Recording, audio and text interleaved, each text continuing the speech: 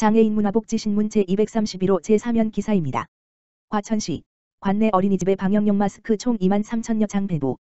과천시는 관내 어린이집 전체 44개소에 지난 2월부터 이달까지 어린이용 마스크 18,000여 장과 성인용 방역 마스크 3,300여 장 등 총 23,300여 장을 어린이집 재원생 규모에 따라 배부했다고 13일 밝혔다. 시에서는 코로나19의 지역사회 감염을 최소화하고 건강 취약계층인 아이들의 안전을 지킬 수 있도록 하기 위해 집단 생활을 하는 어린이집에 마스크가 우선 배부될 수 있도록 조치했다. 과천시는 올해 연초 미세먼지 방지용으로 어린이집에 배부하기 위해 KF80 마스크 18,000여 장을 확보했었다. 감염병 위기경보 단계가 심각으로 격상되고 지역사회 감염에 대한 우려가 커지자 이를 방역용으로 사용할 수 있도록 배부했다. 또한 집단 보육으로 감염 예방이 필요한 보육교직원을 위해서는 관내 업체 등에서 과천시에 기부한 방역 마스크 2,000장과 과천시 재난관리기금으로 구입한 마스크 3,300장을 전달했다. 김종천 과천시장은 아이들이 생활하는 곳에서 감염이 발생하지 않도록 각별한 주의가 필요하다. 시에서도 방역 등을 안전하고 건강한 보육이 이루어질 수 있도록 최선을 다해 지원하겠다라고 말했다. 한편 과천시는 지난달 26일부터 3월 6일까지 관내 어린이집 44개소 전체 시설에 대한 방역을 완료했다. 현재 관내 어린이집에서는 가정보육을 권고하는 가운데 맞벌이 가정 등을 위한 긴급보육이 실시되고 있다. 과천시 스문의 시간 무인민원 발급기 확대 운영. 과천시는 최근 시청 내부에 있던 무인민원 발급기 한 대를 민원실 앞으로 이동 설치하여 시민들이 스문의 시간 이용 가능할 수 있도록 운영에 들어갔다고 12일 밝혔다.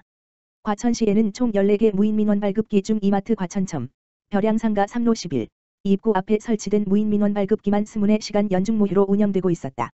이번에 민원실 앞쪽에 설치돼 스문의 시간 운영되는 무인민원 발급기에서는 주민등록등 초본, 토지 건축물 대장, 자동차 등록원부 등 49종의 민원 서류를 지문인식을 통해 발급받을 수 있다.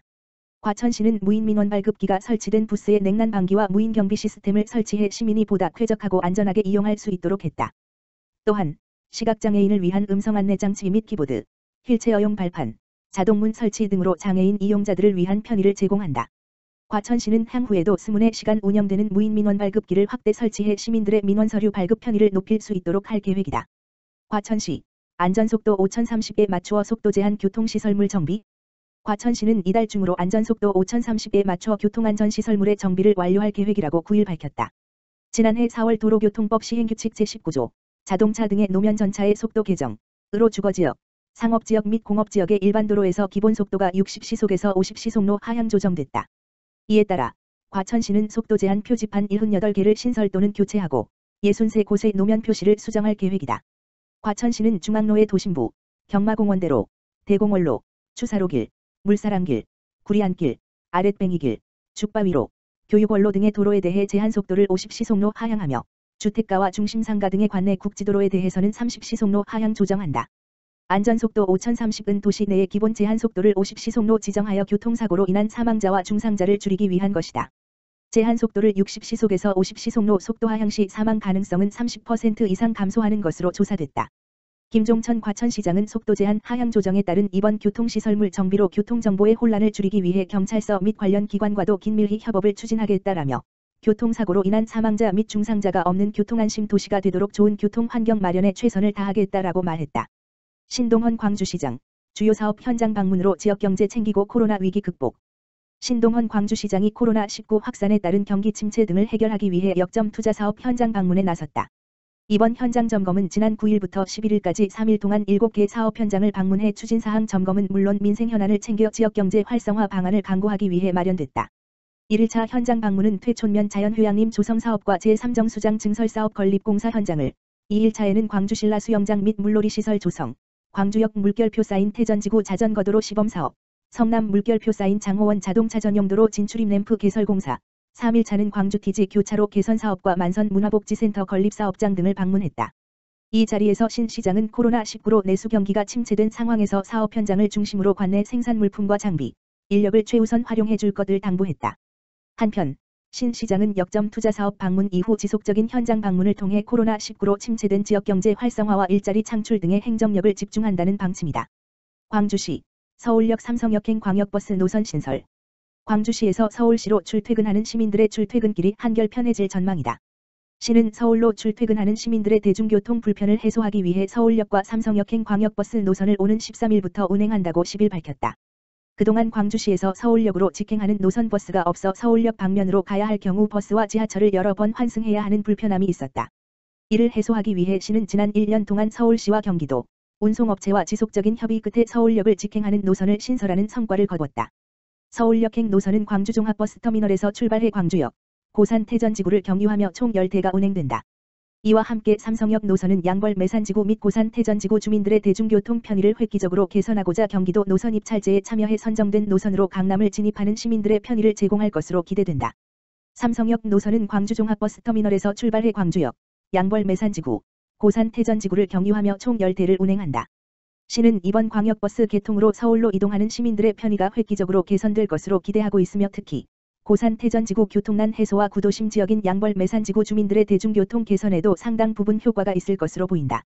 신동헌 시장은 주민들의 오랜 수건이었던 서울역, 삼성역행 노선 신설을 위해 발벗고 나서준 모든 분께 감사드린다며 앞으로도 시민들의 대중교통 편의 제공을 위해 더욱 노력하겠다고 말했다.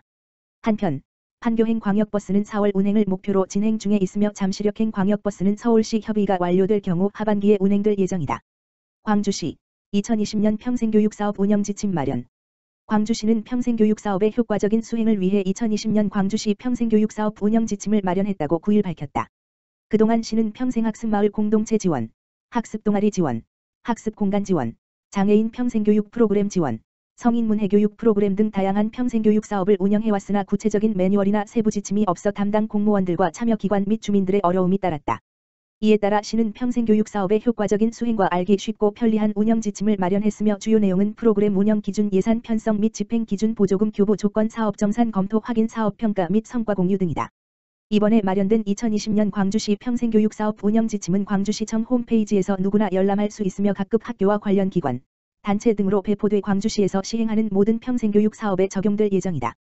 시 관계자는 평생교육 사업의 추진 과정에서 수행해야 할 사항과 공통된 서식 등을 정해 업무의 일관성과 효율성을 높이고 예산 편성 집행 기준 및 사업 평가 기준을 알려 지방보조금 집행의 투명성을 확보하고자 운영 지침을 마련했다며 앞으로도 사업을 진행하며 담당 공무원 및 사업 참여자들의 의견을 수렴해 지침에 필요한 내용을 지속적으로 수정 보완해 나갈 것이라고 밝혔다.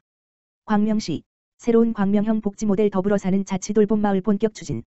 광명시 시장 박승원은 광명시민의 생애주기별 맞춤형 복지 지원과 지역사회 내 돌봄 역량 강화를 위하여 올해부터 광명형 지역사회 통합 돌봄 사업인 더불어 사는 자치돌봄 마을 사업을 추진한다.